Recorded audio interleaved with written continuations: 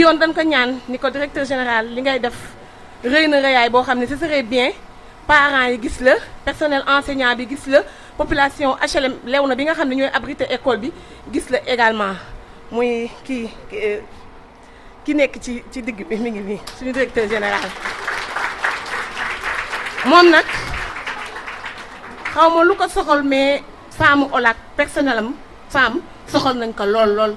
at mu ne budget bu mu ñu jox da koy yokk ni lu ngeen soxla ñu ni ko lii lañ soxla mu ne ma tegal leen ci lii daaw dañ ni duñu journée de la femme ndax Covid dafa am mu ni déedéet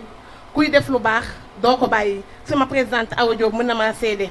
te chaque année mu ni bu ngeen lu baax bu ngeen ko mënul yokku du ngeen wàññi wala ngeen ki je pense que loolu moo tax chaque année ñuy sawar di ñëw encore ci école bi nga xam ne ay xale yoo xam ni yàlla dafa muur seen bët wala ñu seen bët ni muy gisee foowul ñu ne nañu ñëw indi leen li nga xam ni ndimbal la loo xam ni je rappelle que dañ leen laaj d'abord ñoom lan la ñu soxla parce que ñëwuñu rek ni leen lii ak lii lañ leen di jox dañu leen lan ngeen soxla ñu ni lii la ñu soxla ñu indil leen ka ci kaw loolu ñu teg ci ay kit yoo xam ni xale yi dañ leen di permettre bu ñu xëyee suba ñu ndekki ba suur comme ça li ñuy jàng mën a gaaw ma dellu si waat tuuti nag sama directeur général ndax daf ñu dooleel ku ñu gis xam ni xiifuñu maruñu macha allah jigéenu OLAC tàcculee seen bopp at mu ne bu ñuy ñëw dañuy gën a belli bu ñu solee lii bu déwénee ñu changé waat ku ñu gis xam ni suñu kanam yi macha allah wute naag ba woon daaw te lii yëpp moom moo ko waral lépp loo xam ne suñu ay préoccupation la ñun femme OLAC da ciy taxaw suba ba ngoon jot du ñu tànqaamlu tëjaluñu juróom amul ci xaaj bi amul ci seen amul kenn koo xam ne am nañ traitement boo xam ne gën a leen la ak kii képp koo xam ne femme nga bu nekk OLAC gis nga sa bopp macha allah ci suñu directeur général bi. ma leen di ñaan ngeen tàcc na ko bu baax directeur sa personnel en tout cas jigéen ñi merewuñ la jéppiwuñ la ñu ngi lay ñaanal yàlla yéen bi gën a woyof yeneen ak yeneen ndomu tànk yeneen ak yeneen sa projet yi nga xam ni am nga ko yéene indi ko biir OLAC mu ñëw fekk ñu fa ñun ñëpp incha allah en tout cas au nom également des populations des HLM et de Léona ñu ngi lay remercier li nga xam ne 3 ans mi ngi nii nga koy def ci école bi te mosuloo ñëw tey nag moo tax sa taxawaay bi neex nañu toog suñu xol sedd na si vraiment yal na la yàlla fay nga yeggale ak sa sago ak lépp di remercier sama collègue yi di remercier suñu présidente bi nga xam ne madame Dieye Awa Diop depuis quelques années moom moo amee amital bi di ko diriger les mains de maître vraiment y a rien à dire encore une fois merci. leen wax na nag tey temps bi dafa xat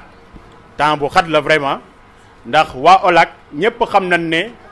jàppalew ñu rek xale silmaxa yi danoo war a wër Saint-Louis am na ay services yu bari yoo xam ne war nañ fa dem kon ba loolu tax na wax bi aussi ñuy bañ di guddal ñu xaw a gàttal tuuti ndax mu gaaw ndax journalistes yi aussi am na yeneen événement yu ñu war a couvrir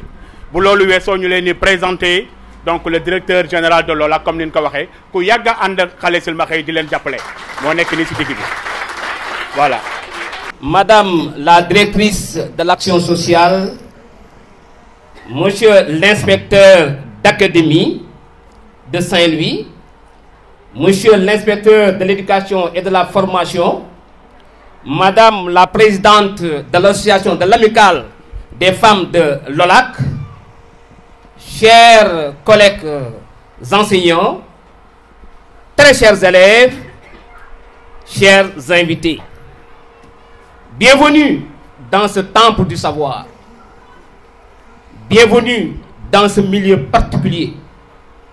Bienvenue dans cet endroit particulier. Mais bienvenue aussi dans cette classe transitoire inclusive particulière. Classe particulière de par les élèves qu'on y reçoive. Particulière de par les moyens techniques, les moyens utilisés pour les enseignements apprentissages. Mais aussi particulier parce que l'école, cette classe-là, a une double casquette, émotionnelle mais aussi enthousiaste. Émotionnelle parce que le premier jour que vous êtes en contact avec ces enfants-là, que les enfants arrivent à l'école, vous ne pouvez pas ne pas être piqué par l'émotion. Ce n'est pas possible. Vous ne pouvez pas être insensible à ces élèves que nous recevons à chaque début d'année. Mais après les premières journées de consultation, parce qu'il fallait d'abord les acheminer à l'hôpital, faire des visites, voir ce qui ne va pas, voir exactement de quelle maladie ils souffrent avant leur intégration. Et ça, c'est le travail, n'est-ce pas, de notre cher formateur, du directeur, mais aussi de Oumar Diop. Et après maintenant, les premiers jours, les premières semaines d'encadrement, après les premières semaines d'encadrement, mais l'émotion cède sa place à la joie. Lorsque vous voyez que les enfants là commencent à retrouver leur joie de vivre, ce plaisir-là, mais c'est extraordinaire. Tu n'oseras même pas rester dans ton coin, dans ton bureau ou bien à la maison sans passer les voir. D'où donc l'importance de votre arrivée ici et de vos gestes, des gestes que vous faites à leur endroit. Parce que sans ces moyens pédagogiques-là, impossible d'atteindre nos objectifs. C'est pourquoi on vous dira encore merci. Maintenant, je vais m'écourter. Mais en tant que directeur de l'école pilote de l'éducation inclusive à Saint-Louis, je tiens à vous dire une chose, ou bien encore beaucoup de choses. Une chose vraiment qui a valeur de beaucoup de choses. Je tiens donc à vous dire la gratitude et la satisfaction des acteurs pour votre disponibilité, votre engagement sans faille, mais aussi votre générosité à leur côté. Donc, tous les élèves déficients visuels, leurs parents, l'équipe technique d'encadrement, les enseignants, la direction, toute l'équipe pédagogique vous disent merci. Merci, merci infiniment.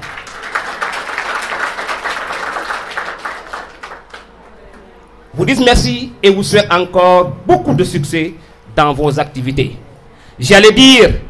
soyez notre porte-parole auprès du DG de l'ALAC, mais heureusement il est encore là. Nous disons maintes fois, plusieurs fois encore merci. Parce que même si vous n'étiez pas au début de l'action, vous n'avez pas mis les bâtons entre les roues. Chaque fois vous les avez encouragés et nous sommes au courant de ça. Donc merci encore infiniment. Et autre chose encore, nous savons que le temps est très précis. Nos très chers inspecteurs qui sont là, ils n'ont même pas le temps, je vous assure. Mais ils ont quitté des cérémonies pour être là. L'IA voudrait vraiment être là, de même que l'IF. Mais eux, ils sont toujours à nos côtés. Vraiment, demandent la situation des élèves. Mais c'est extraordinaire. Je vous dis encore, je ne peux pas parler sans moi-même être piqué par l'émotion. Mais nous vous disons encore merci, merci et merci.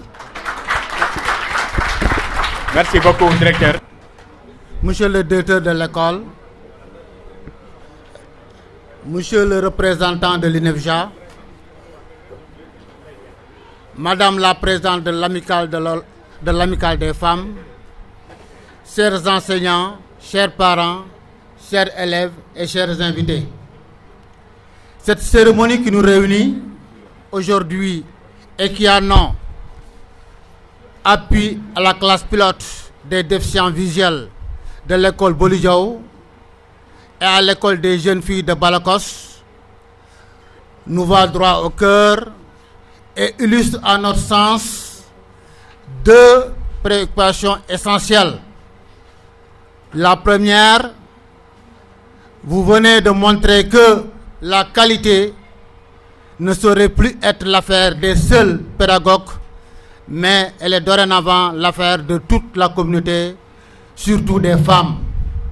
Là, je crois que vraiment c'est quelque chose à comprendre. La deuxième chose, c'est que aussi la qualité pour être gagnée ne doit pas exclure, mais inclure tous et toutes, le normal entre guillemets et l'anormal, le riche, le pauvre, le faible, le fort. Là aussi, je pense que c'est une illustration. Donc, monsieur le directeur général, chers partenaires, merci pour ce geste combien important. Nous, en tant que techniciens de l'éducation, de notre côté, nous nous employerons à impulser, à accompagner, à réguler chaque jour que je fais, de manière à ce que cet investissement ne soit pas vain. Alors, pour de meilleurs résultats, ne faudrait-il pas que cet acte apparemment simple, qu'il soit reconnu, encouragé, soutenu, pour que la qualité rêvée par tous soit une réalité. Cela nous semble une importance pour peu qu'on considère que sans partenariat fécond, point de développement. Alors sur ce donc, je vous remercie et au nom de l'IEF, nous vous disons merci et nous nous employons à accompagner de jour comme de nuit cet investissement. Parce que, comme ça a été dit, l'éducation n'a pas de frontières et l'éducation ne doit pas exclure, mais l'éducation doit inclure. Et que c'est une illustration que erronément, l'éducation est l'arme la plus puissante au monde et que chacun doit y contribuer. Ça a été une très belle leçon et nous travaillons la main dans la main en fait pour que la bataille du développement soit gagnée. Nous vous remercions de votre aimable attention. Merci beaucoup, M. Ndiaye. Monsieur le directeur général de l'OLAC,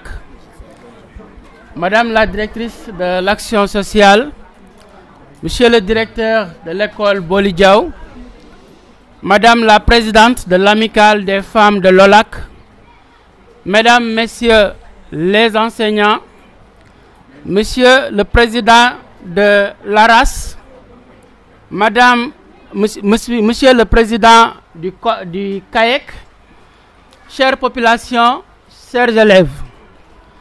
au nom de Madame l'inspectrice d'académie,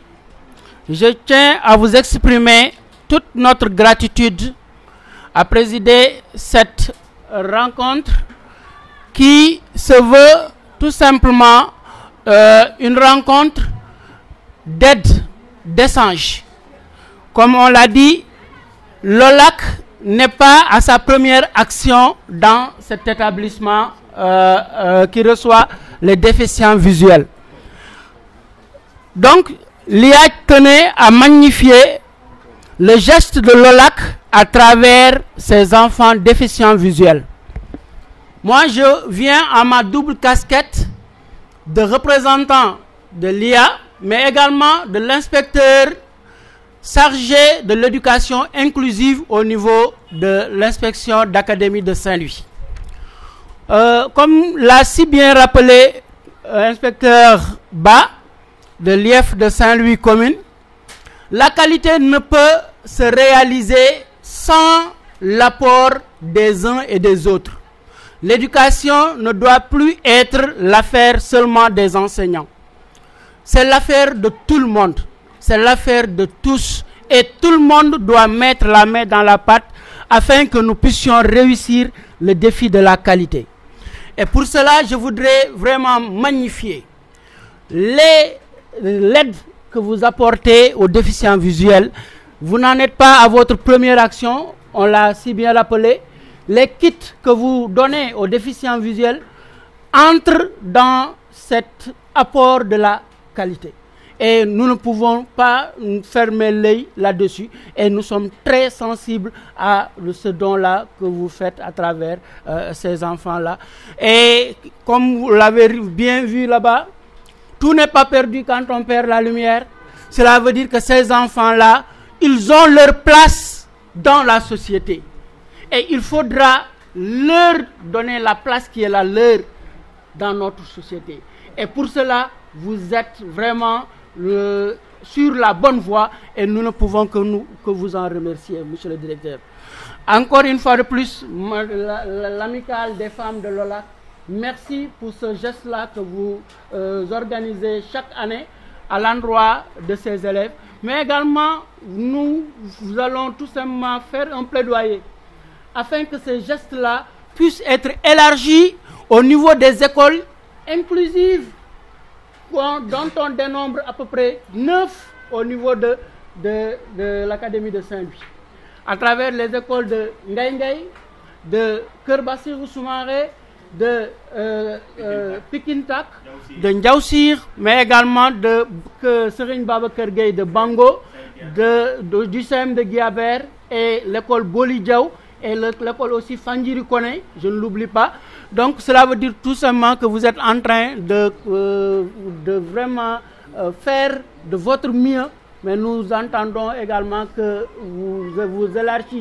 élargissiez votre action à l'endroit de ces écoles-là, des écoles inclusives. Donc c'était un plaidoyer vraiment que je voudrais faire à l'endroit des écoles inclusives. Merci de votre aimable attention. Bonjour. Bonjour. Chers inspecteurs, chers directeurs, enseignants, parents et invités, chers membres de l'amicale des femmes de l'OLAC, nous sommes très contents de vous recevoir dans notre école. Nous vous remercions infiniment d'avoir pensé à nous en nous offrant ces produits d'une valeur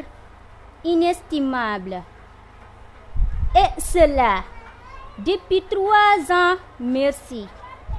Nous allons travailler dur comme nos camarades voyants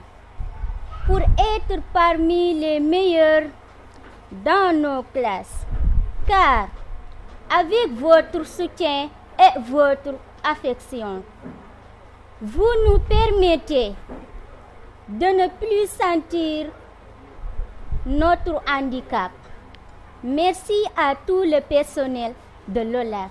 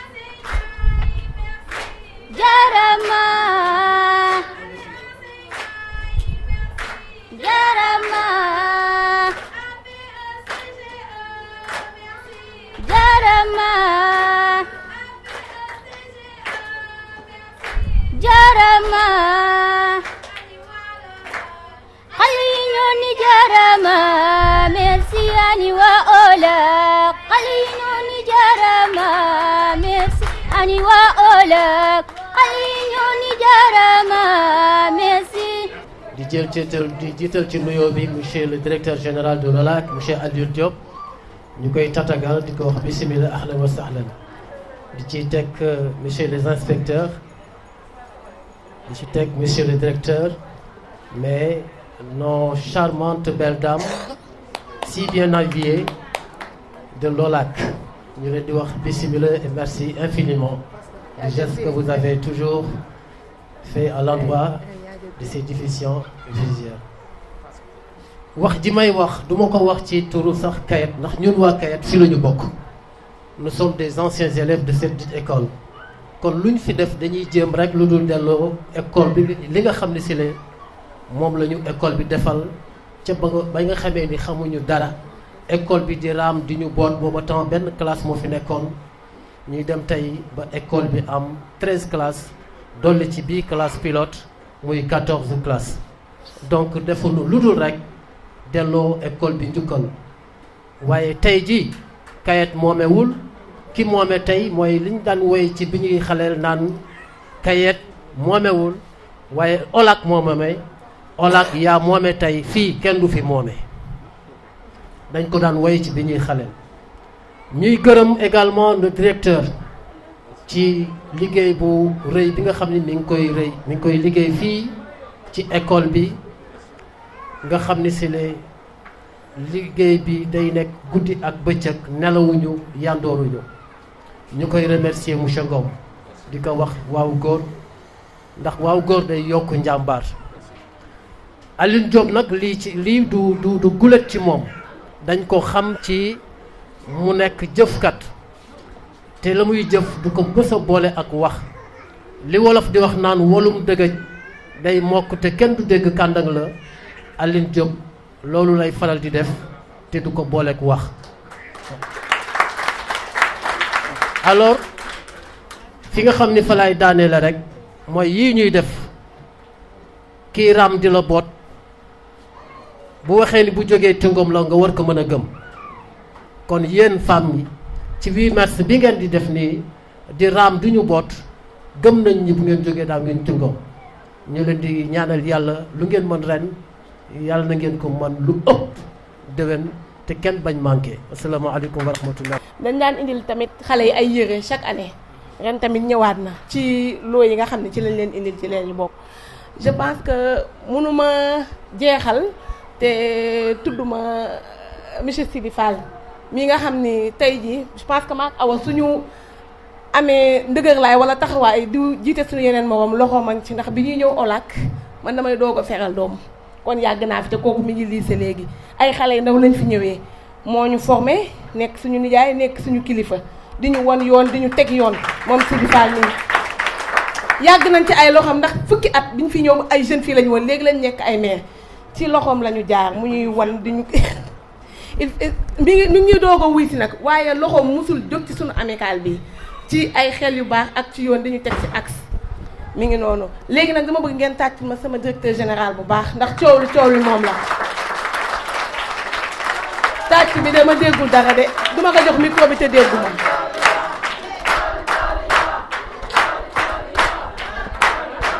Oumou Sow da ngeen ndékki Daaru Salaam bu suuf ndékki lu am maanaa sañse dama bëgg ngeen tàccu ma sama directeur général wala duma ko jox micro bi tàccu leen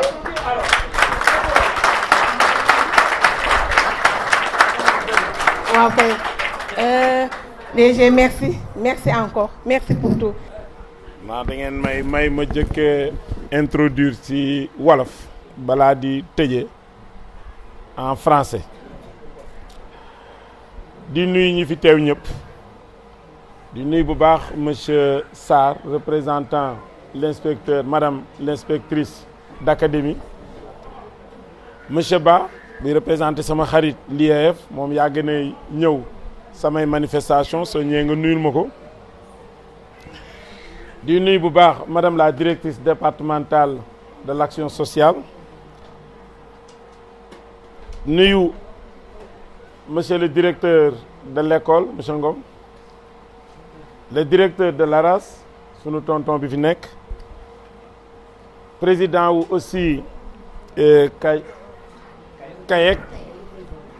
peut-être informé que rek man sama CI l'école bi ngeen taxal laa ko defee école Diamaguène avant may continuer la suite à l'école de la mairie qui est devenue Nalla Ndiaye nuyu monsieur l'enseignant de la classe ici présente nuyu bu baax a baax le président madame la présidente de l'amicale des femmes de l'OLAC ak ñi mu bokkal association bi yëpp nuyu aussi tous mes collaborateurs ak collaboratrices yi fi nekk beral nuyoo nag parents d'élèves yi ak élèves yi ndax ni nga ko waxee c'est vrai que sama temps daa moon man may ñëw si yi ren nag les deux Awa Diop ak Awa Sall parce que ñoo weñ sama loxo ni ma foog nga ñëw mais regretté wu ma ko parce que lii ñu assisté c'est avec beaucoup d'émotion lañ ko assisté mais itamit une grande découverte moo tax may delluwaat di remercier di féliciter le directeur de l'école et tout le corps enseignant parce que nit mën ngay occuper ay fonctions te yu bare doo ko xam. On ne savait pas que sunu njaboot yi quelle que soit leur situation le monde enseignant est debout pour téye leen dans la main. Là vraiment on vous félicite. Encouragez bu baax xale yi parce que vraiment c'est beaucoup d'émotions man li ma découvrir et je comprends pourquoi chaque année samay braves femmes yi di insister di boole école bi si ñu ñuy jàppale le 8 mars ndax toujours dama leen di wax le 8 mars dañuy éviter mu nekk folklore rek ndax folklore dafa yomb nit da ngay fexe ba folklore bi muy ànd ak nga amal njëriñ ñi ngay defal et vraiment je pense que fii ma gis tey 8 mars dina jafe trop ni def activité bu gën a noble lii ngeen di def tey mooy maanaam ouvre toute la famille sénégalaise toute la famille saint-louisienne sans différence sans distinction pour jàppale leen pour que ñëpp mën a bokk ci société bi Sénégal bëgg tabax et vous l'avez bien écrit tout n'est pas perdu quand on perd la lumière nit soo nga am ak sa bakkan ak sa santé rek tout est possible te xale yi wane ngeen ko vraiment maa ngi exprimer toute mon admiration di fi jël quelques engagements ndax gis naa feuilles yi mais xamuñoo leen koy relire incha allah daanu jàppale école bi ak même la manière inclusive si machine à relire ak matériel à relire là je peux prendre l'engagement ici. Vous rassurez aussi ndax léegi la ma ko seen présidente wax ni ma dafa bëgg ñu def fii benn classe inclusive modèle laa ma leen di wax incha allah toute ma disponibilité suñu yàlla may ñu fekke kate talka que lépp loo xam ni école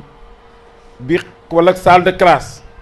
bi xam ni ñu am gis-gis bu xaw jafe war nañ ko am si àdduna bi wax ma nag si Sénégal si àdduna bi je vous tends la main pour que ensemble ñu jéem ko tabax fii ci école bi.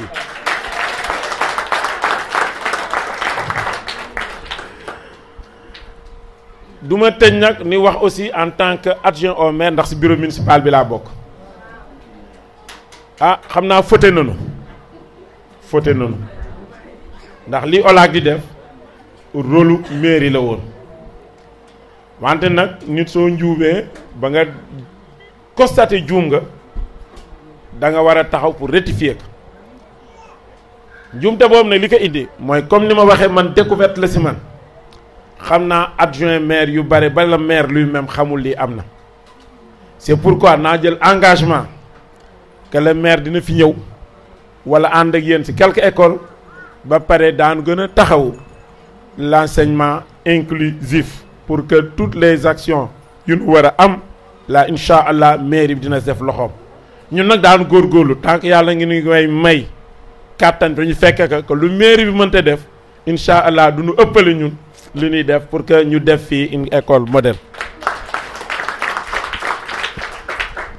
ah tëjaat rek di encourager sama jigéen ñi parce que vraiment lii dama mën naa sax bureau laa ko waroon waxee mais puisque tey ren defu leen déjeuner di leen encourager d'abord ci seen liggéey parce que comme ni ñuy wax nit mënoo épanouir dara te defoo sa liggéey correctement donc lii ngeen di wane ànd bii ngeen di wane lii dafa baax ci nit suñuy liggéeyee ndax nit su ngeen liggéey ni dafa war di ñëw de gaieté de cœur maanaam yeewu di dem ba muy liggéeyee ak mbégte jóge fa ak mbégte mën a dellu ci ménage am nekk fa ci jàmm lii ngeen di def maa ngi leen ci féliciter di leen ci encourager te di leen wax je serai toujours à votre côté tëj aussi di remercier waat le directeur de l'école et le corps enseignant ndax en tant que élu municipal en tant que maire suñu gisee une école bien entretenue nous pouvons mënuñu ñàkk féliciter le directeur d'école et le corps enseignant ndax xale yi dafa baax trop suñu yeewoo di liggéey si di jàng si ñuy jàng fi environnement bu set environnement bien entretenu te loolu leen fi gis vraiment loolu ñu leen ci remercier pour tënk ci français vous me permettez d'abord de remercier messieurs les représentants de l'inspecteur d'académie, madame l'inspectrice même d'académie, de l'inspecteur de l'enseignement de la formation, madame la directrice départementale de l'action sociale, messieurs les présidents de l'ARAS et du CAEC, monsieur le directeur de l'école et le corps enseignant, les parents d'élèves aussi et les élèves de la classe inclusive de l'école Boly Diaw. Aujourd'hui, j'ai accompagné les femmes, l'association des femmes de l'OLAC, dans cette journée du 8 mars,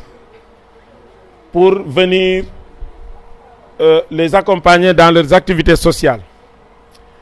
Mais lorsque je suis entré dans cette école, que j'ai vu les élèves, les parents, je n'ai pas pu m'empêcher d'éprouver une très grande émotion. Mais cette émotion s'est à la fin traduite par une admiration. Car j'ai vu des jeunes,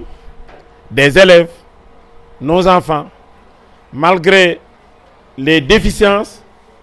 des jeunes joyeuses, des jeunes joyeux, pleins de vie, mais aussi très doués de par quand même l'éducation et la formation qu'ils ont démontré ici. Et ce résultat est d'abord un résultat familial. C'est le lieu de féliciter les parents, surtout les femmes, parce qu'aujourd'hui c'est la journée des femmes. Et ñun góor ñi, généralement les femmes sont beaucoup plus sensibles que nous envers les enfants. C'est le lieu vraiment de les féliciter. De féliciter aussi le corps enseignant pour le travail remarquable qu'ils sont en train de faire pour entraîner ces élèves. Mais remercier aussi tous ceux qui travaillent, l'INEFJA et tout, pour l'enseignement inclusif des jeunes, des enfants avec certaines déficiences.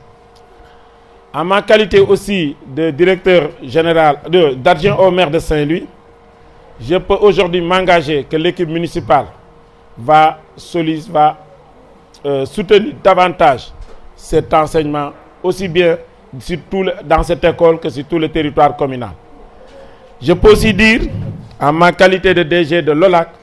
nous allons travailler, nous vous tendons la main pour que nous puissions travailler ensemble pour faire de cette salle, de cette classe, l'une des meilleures classes d'enseignement inclusif au monde. Nos références, ce ne sera pas le Sénégal, ce n'est pas l'Afrique, mais nous sommes prêts à l'OLAC à travailler avec vous pour que les meilleurs outils qui existent à travers le monde, nous allons travailler avec vous pour le mettre en place. Vraiment, je vous demande de transmettre encore mes félicitations, mes encouragements, mon admiration à tout le personnel et aux parents. Khalei, je vous encourage. Vraiment, je vous félicite encore. Je vous remercie. J'ai été un peu long, mais c'est l'émotion.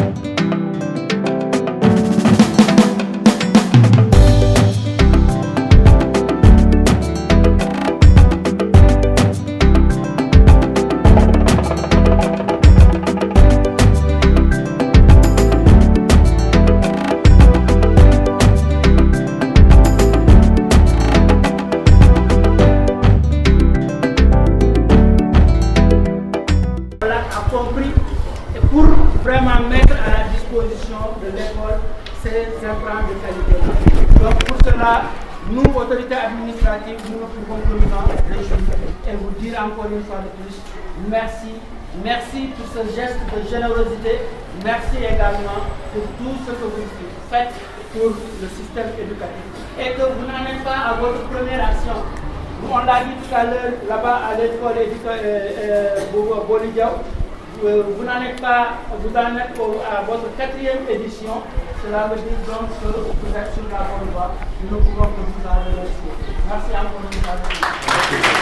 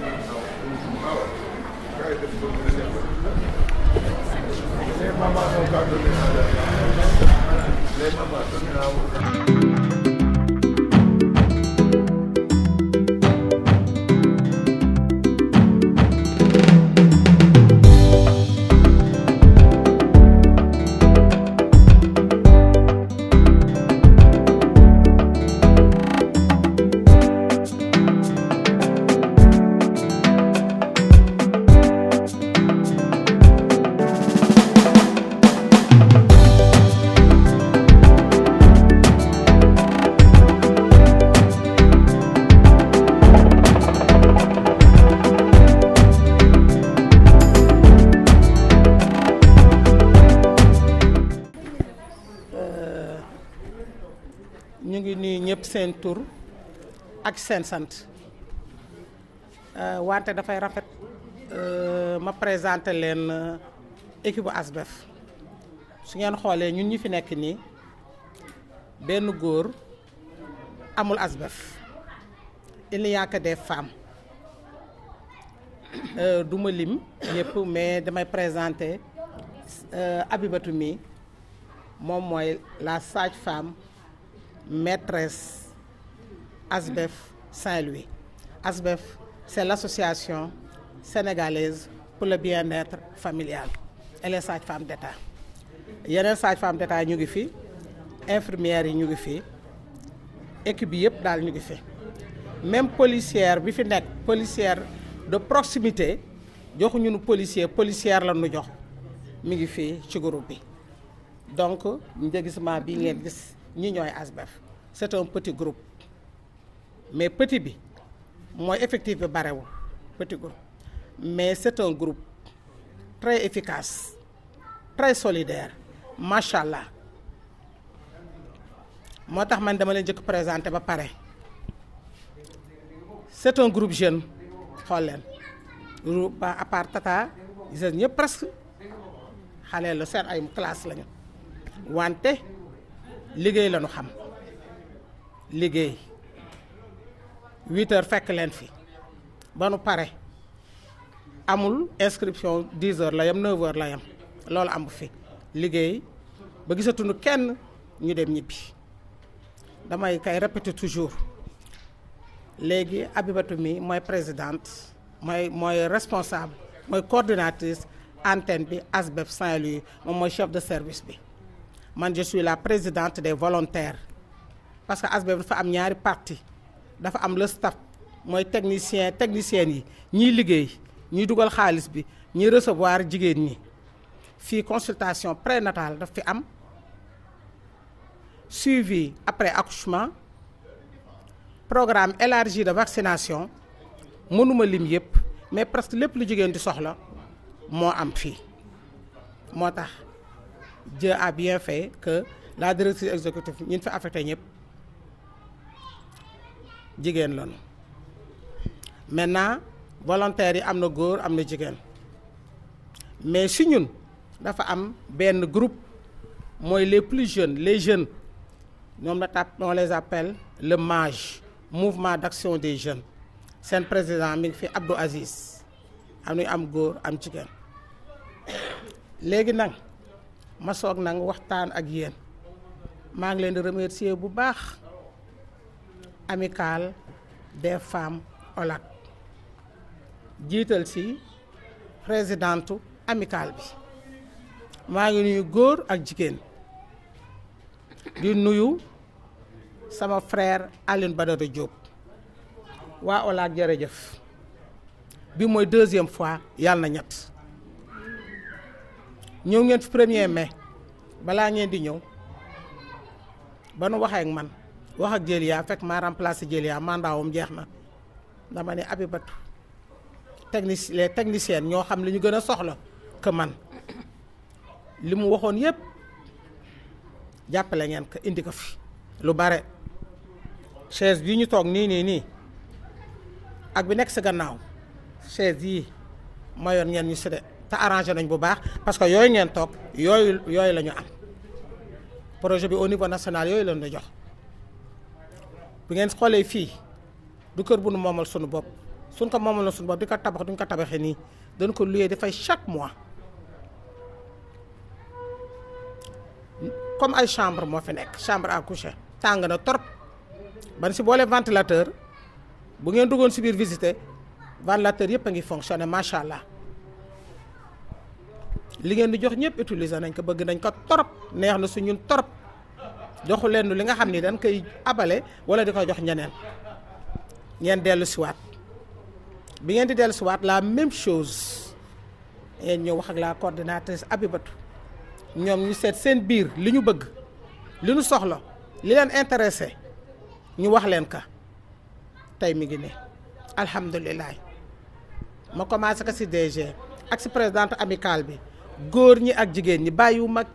kenn ASBEF képp ku nekk ASBEF di fa liggéey ak contrat bu fu mën a am ngay jeune wala ngay adulte ak nu mu mën doon sama remerciement mi ngoog te li may wax nag dama ko au nom de tous les volontaires de Saint-Louis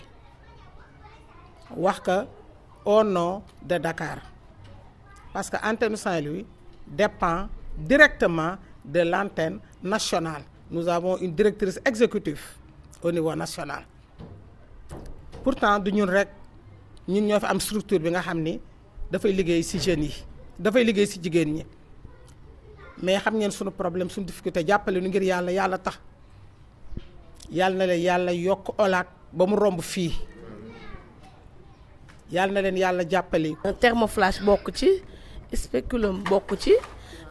gant bokk ci gel masque chaise visiteur yi nga xam ni indi woon nañ ko fi mais dafa mel na du doy ndax waaw ñu delloo si waat indiwaatal leen ay yeneen chaise visiteur ak crêpe daal ndax bu doon suñu sago lépp loo xam ni mébatoon ngeen ko ñu satisfaire ko à 100% mais lépp loo xam ne ñun mën nañ ko wala boog nekk na à notre disposition def nañ ko pour femmes yi nga xam ne ñooy ñëw di faju si fii si ASBEF di leen remercier ci accueil bi également ci disponibilité di jéggul tamit ci retard bi dafa am ay yeneen lieux yoo xam ne dañ fa jàlloon loolu moo ñu xaw a tardeel tuuti di leen souhaiter encore une fois une bonne journée de la femme merci. mu wax au nom des techniciens de l'ASBEF le staff. asalaamaaleykum wa rahmatullah taala wa barakaatu.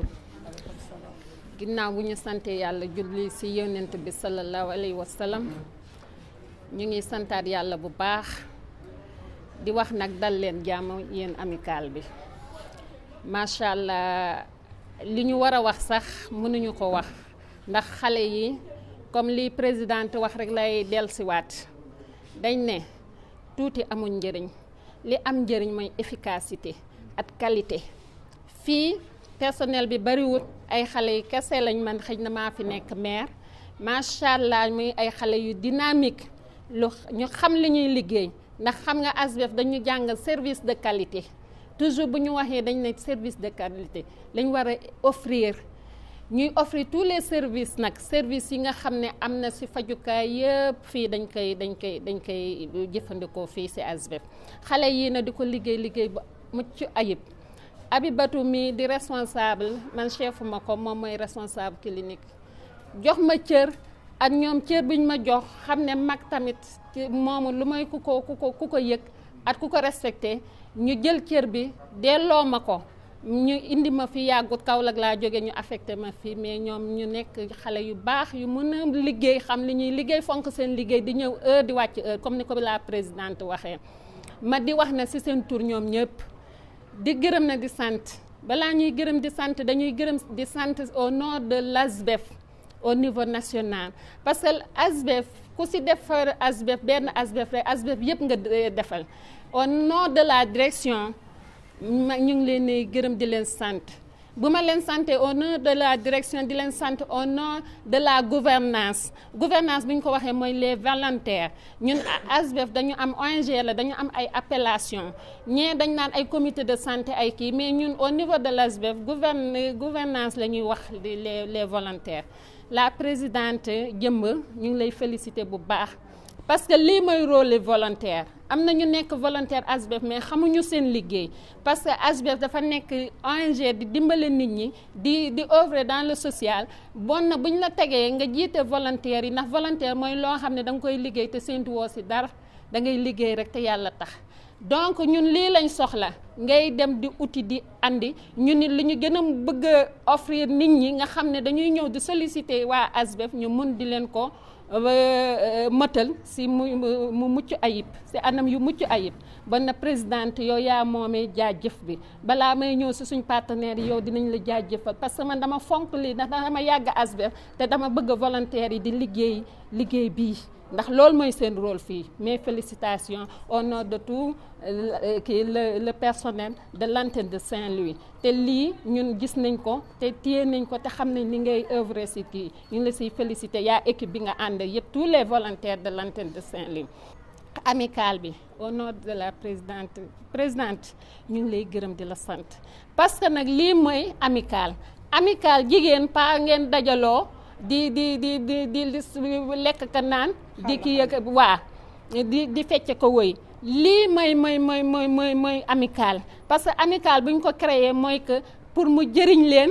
jëriñ seen askan jëriñ seen moromi jigéen te yéen loolu ngeen fa andi tey ndax parce que lii ngeen def seen moromi jigéen doo nga koy jëfandikoo ndax fii ASBEF presque dañ na jigéen ñee fii faju bon na boo leen ñëwee andi fi lii wax dëgg yàlla muy dotation bu am solo xeebuñu ko de yéen a ko xeeb mais xeebuñu ko ndax ñun xam nañ li ngeen andi ban njëriñ lay andi ci kër gi ndax ñun soxla nañ ko parce que demande bi bari na te fi mu nekk moyens yi demeewul noonu bon na boo la ñëwee jàppale ñu ci suñu liggéey duñu mën lu may sant leen gërëm leen di ñaan yàlla seen amicale bi lépp loo leen ci séentu ci kàttanu suñu borom yal na yegg fu kowee seen njot li ngeen mën ren yan ngeen mën déwén lu ko ëpp ndax lii mooy social dëgg te indi ngeen ko na fu ko mën a jëfandikoo incha allahu rabi fii dinañ ko jëfandikoo avec des services de qualité incha allahu rabi lépp loolu leen ci jublu nit ci ñu ngi leen ay sant di leen gërëm. man maa ngi tudd Abdoul Aziz Cissé nekk le président des jeunes du mouvement d'action des jeunes bu marche de l'ASBEF. ñu nekk des jeunes volontaires nekk fii ci ASBEF bi di jàppale ASBEF ci li nga xamante ne moom mooy ay activités de terrain ay stratégies de terrain dañ doon def di dem ci ay koñ di sensibiliser di xëcc suñu moroomu ndaw yi di leen ñaax ci as tuut lu ñu jàngal fii ci ASBEF ci li nga xamante ni moom la ñu wax centre de la reproduction des adolescents jeunes. en même temps aussi dañuy permettre suñu moroomu jeunes yi bu ñu amee quelques difficultés ñu mën leen plaider à ce que ASBEF mën leen recevoir. mën leen toppatoo ba nga xamante ni tey du ku amoon pensée négative tey ñu mën la dalal parce que lu mel ni ci wàllum SRAJ yi doon na loo xamante ni tey di nga gis koo xamante ni tey ay grossesse non désirée mën na leen dal ay grossesse précoce wala ay cas d'infection du ñu xam fu ñu jëm ñun sont des jeunes yi nga xamante ici à l'ASBEF la ñu formé ñun ñoo leen di waxtaanal ñoo leen di orienter à ce que ñu mën a am idée waaye aussi tamit ñu mën a am service boo xamante dañ leen koy offrir. su loolu weesoo comme bisub jigéen la je vais commencer par remercier la présidente de l'amicale des femmes d'abord di rafetlu bu baax a baax seen ñëw fii defoon ngeen ko daaw ren aussi tamit ngeen ñëwaat donc ñu fekkee déwén incha allah donc di remercier waale en même temps monsieur Diop le directeur di la jox sa wàccuwaay bu baax wax la ñun à l'ASBEF presque comme son nom l'indique association pour le bien-être familial ci loolu rek lay dox bàyyilu sax jeune te quand on parle du bien-être familial la femme est importante mais les jeunes aussi sont importants donc vraiment matériel yi ngeen doté de l'ASBEF vraiment dañ leen ci remercier sinon aussi maa ngi remercier suñu présidente volontaire adulte yi nga xamante ni tey mooy participer suñu formation bu baax a baax donc dinañu jàppale dinañu fital aussi dinañu orienter à ce que ñu mën a bañ déraper sinon aussi di remercier équipe staff bi équipe technique bi nga xamante aussi tamit ASBEF mooy le seul centre boo xamante ni tey ñun en tant que jeune on a notre mot à dire nous avons notre bureau équipé nous avons notre espace dañuy recevoir suñu ay gan on fait nos activités donc lépp macha allah te loolu en particulier li nga xamante moom mooy suñu patronne laa koy wax chaque instant mooy la présidente de l'antenne madame Abibatou madame Ndoye donc vraiment dañ koy wax chapeau en tout cas ñi ngi remercier équipe ASBEF bi yëpp ci liggéey bi nga xamante ñu ngi koy def wax dëgg yàlla sinon di leen remercier waat bu baax a baax di wàccee kàddu yi foofu